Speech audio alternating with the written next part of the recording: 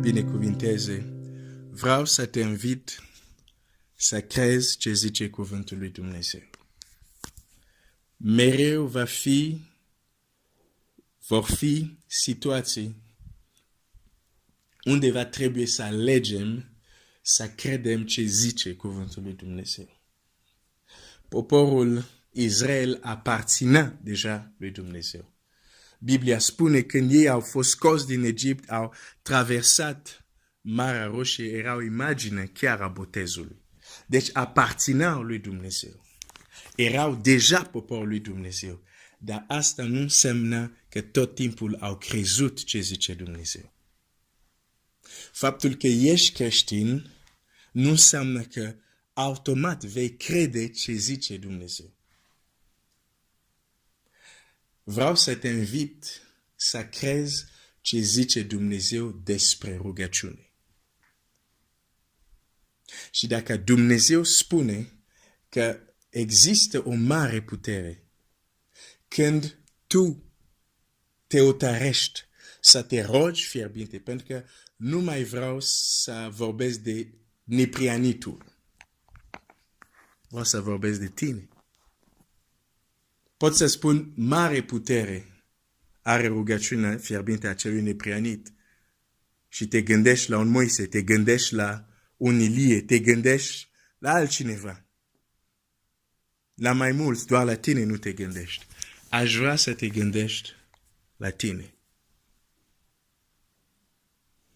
Și să crezi ce zice Dumnezeu.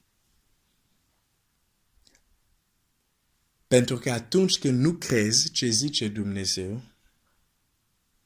sau alegi să crezi o parte de ce a zis Dumnezeu, iar cealaltă parte nu vrei să o crezi, vei suferi.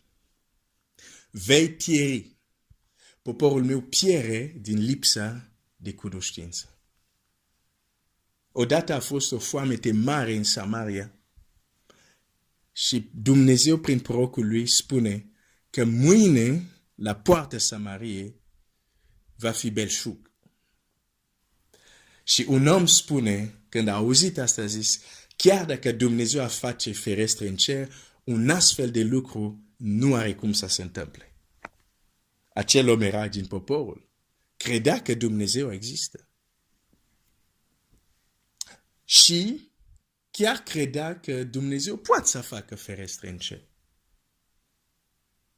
Dar nu credea că într-un timp așa de scurt, într-o zi, de la o foamete, unde mamele își aruncau copii în oală pentru a le găti, a doua zi putea să fie belșug. Nu a crezut și omul lui Dumnezeu i-a zis așa, ochii tăi vor vedea, dar tu nu vei mânca. Și chiar el a văzut, dar nu a mâncat. Vreau să te încurajez să crezi ce zice Dumnezeu. Pur și simplu. Să crezi ce zice Dumnezeu. Și Dumnezeu, cuvântul lui spune, în cartea lui Iacov, dacă tu începi să te rogi și începi să te rogi fierbinte,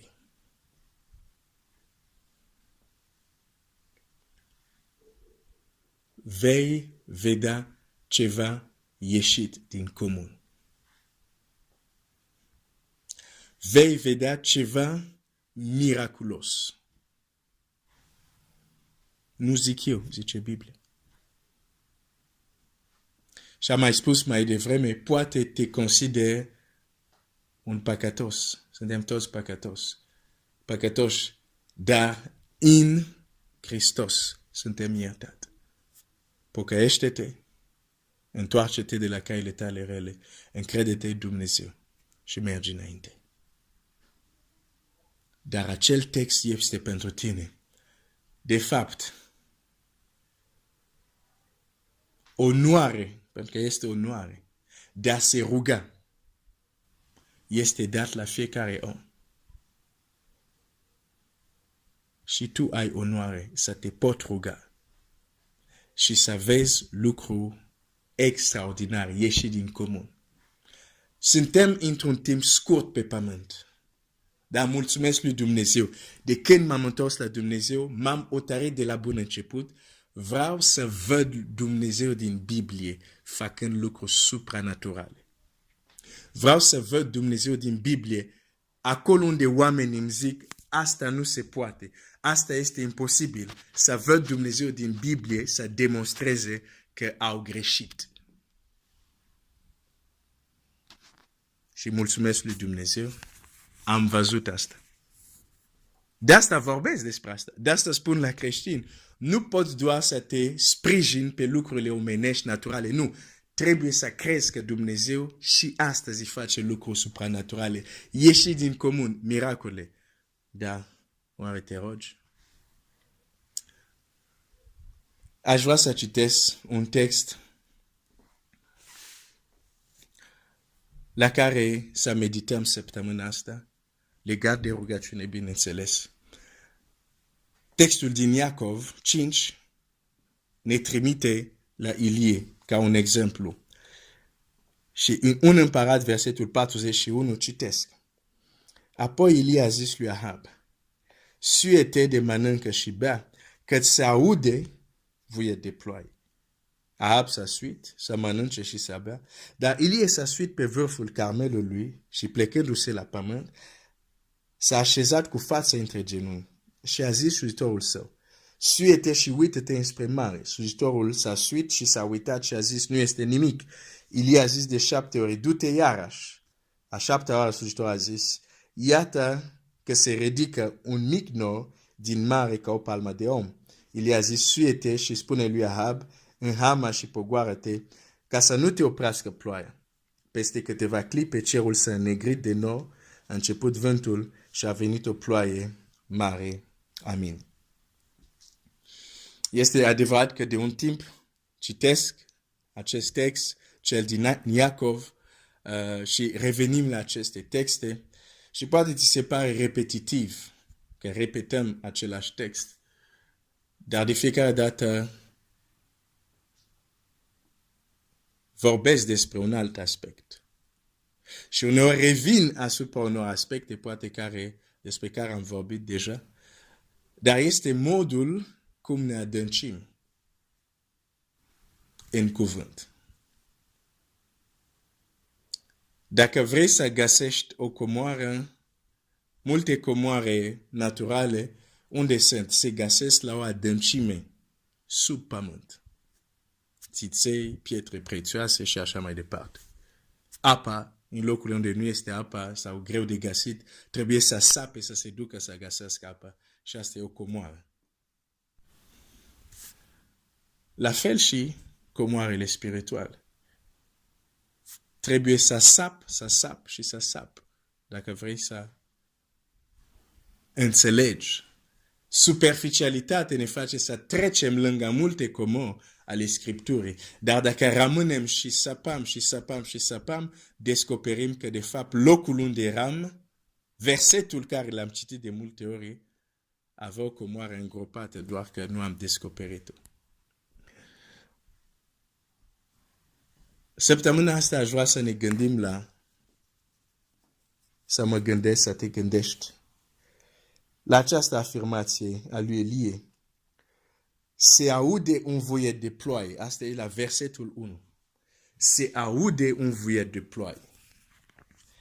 Ilie aude un vuiet de ploaie care nu-l aude nimeni decât el. Pentru că zice, se aude, du-te, spune lui Ahab, dacă era un vuiet de ploaie care se auzea și toată lumea îl vedea, nu transmitea la slujitorul lui să se ducă să spună lui Ahab. Ilie aude un vuiet de ploaie care doar el îl aude. Cum se face acest lucru? Despre asta vreau să vorbim. Mai departe, Ilie aude vuietul de ploaie înainte că norii să se negrească, sau norii negri să apare, înainte să bată vântul, înainte să plouă, înainte toate manifestările fizice, el aude vuietul de ploaie. Cum se face asta? Aș merge mai departe cu această întrebare și a zice, Ilie aude vuietul de ploaie chiar înainte să înceapă să se roage. Dumnezeu să te binecuvinteze. În săptămâna asta aș vrea să ne gândim și să găsim răspunsul la aceste întrebări. Și să vedem cum putem lua aceste adevăruri și să le aplicăm la viața noastră, ca să ne rugăm mai eficient. Vreau să mă rog nu ca să fiu ocupat. Vreau să mă rog să văd rezultate. Dumnezeu să te binecuvinteze.